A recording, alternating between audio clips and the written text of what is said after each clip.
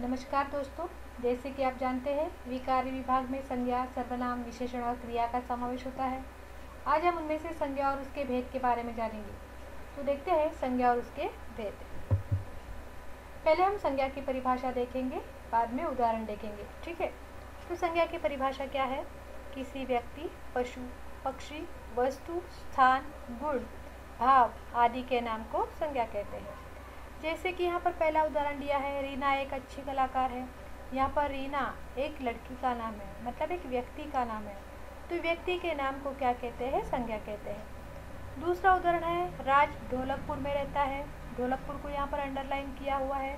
ढोलकपुर एक स्थान का नाम है, तो स्थान के नाम को क्या कहते हैं? संज्ञा कहते हैं। गाय ने पानी पिया, यहाँ पर गाय को अंडरलाइन किया हुआ है। तो गाय क्या है? पशु है। तो पशु के नाम को भी क्या कहते हैं? संज्ञा कहते हैं।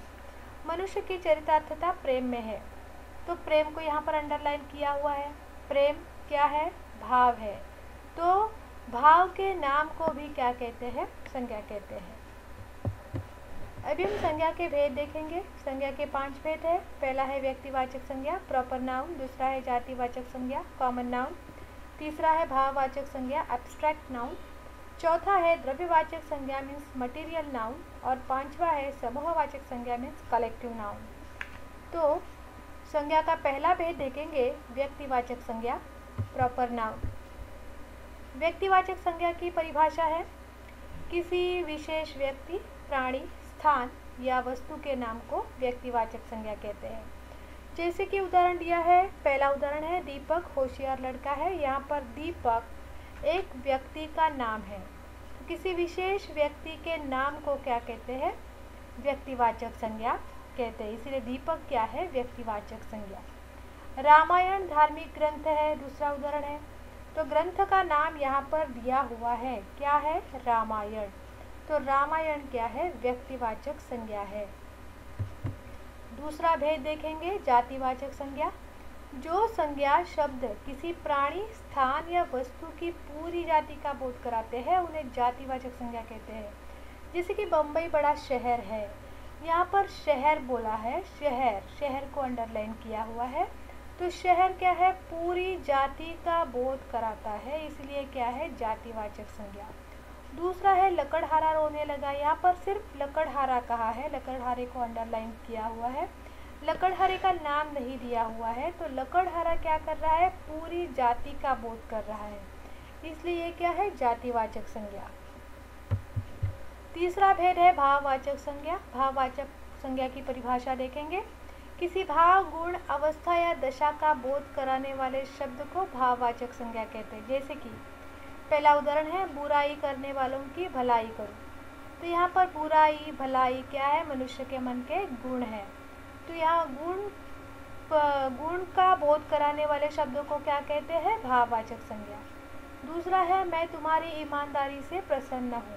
तो यहाँ पर ईमानदारी मतलब गुण है। तो गुण या भाव को का बोध कराने वाले शब्दों को क्या कहते हैं? भाववाचक संज्ञा कहते हैं, इसलिए क्या है? भाववाचक संज्ञा। तो किसी भाव, गुण, अवस्था या दशा का बोध कराने वाले शब्द को क्या कहते हैं? भाववाचक संज्ञा, जिसे हम देख नहीं सकते, छू नहीं सकते, लेकिन हम उसे महसूस कर सकते हैं। चौथा है द्रव्यवाचक संज्ञा। किसी धातु, द्रव्य या पदार्थ के नाम को द्रव्यवाचक संज्ञा कहते हैं। जैसे कि पहला उदाहरण है, लोहा सस्ता और सोना कीमती है। तो लोहा और सोना दोनों क्या है? धातु है, धातु के नाम है। तो धातु के नाम को क्या कहते हैं? द्रव्यवाचक संज्ञा। तुम पानी पियो, यहाँ पर पानी ये द्रव पदार्थ है। तो द्रव पदार्थ के नाम को क्या कहते हैं? द्रव्यवाचक संज्ञा। मतलब किसी धातु, द्रव्य या पदार्थ के नाम को क्या कहते हैं? द्रव्यवाचक संज्ञा कहते हैं। पांचवा है, जो संज्ञा शब्द किसी समूह या समुदाय का बोध कराते हैं उन्हें समूहवाचक संज्ञा कहते हैं। जैसे कि पहला उदाहरण है, वह बड़ी सेना है। यहाँ पर सेना कहा हुआ है। अगर एक सैनिक हो तो क्या हम उसे सेना कहेंगे? नहीं।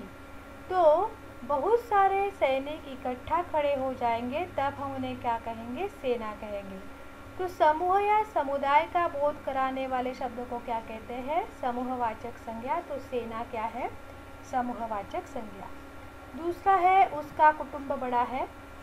तो कुटुंब, अगर घर में एक ही व्यक्ति है तो क्या उसे हम कुटुंब कहेंगे? नहीं। तो बहुत सारे व्यक्ति, मतलब 2 या 3 घर में अगर व्यक्ति रहते हैं तो हम उसे क्या कहते हैं? कुटुंब कहते हैं। मतलब समूह या समुदाय का बोध कराने वाले शब्द को ही क्या कहते हैं? समूहवाचक संज्ञा। तो कुटुंब क्या है? यहाँ पर समूहवाचक संज्ञा है। मतलब जो संज्ञा शब्द किसी समूह या समुदाय का बोध कराते हैं उन्हें क्या कहते हैं? हम समूहवाचक संज्ञा कहते हैं। अभी हम स्वाध्याय देखेंगे। निम्नलिखित वाक्यों में रेखांकित शब्दों के संज्ञा के लिए भेद लिखिए। पहला है रामपाल का खेल बिल्कुल निराला है। तो रामपाल किसी व्यक्ति का नाम यहाँ पर दिया हुआ है, इसीलिए ये क्या है? व्यक्तिवाचक संज्ञा है। दूसरा है मैं हीरा मेरी शान निराली है। यहाँ पर हीरा मतलब धातु का नाम आया हुआ है, तो धातु के नाम को क्या कहते हैं? द्रव्यवाचक संज्ञा कहते हैं। सारे जनसमूह में खुशी की लहर दौड़ गई। यहाँ पर जनसमूह मतलब पूरी ग्रुप का यहाँ पर बोध होता है, इसीलिए क्या है? यह समूहवाचक संज्ञा है। चौथा है यह भलाई और सज्जनता का दंड है। तो भलाई और सज्जनता क्या है? भाव है, इसीलिए क्या है? भाववाचक संज्ञा है। लड़का पाठशाला जा रहा था।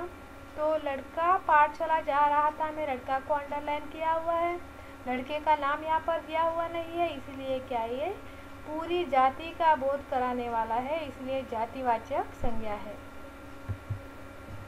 धन्यवाद।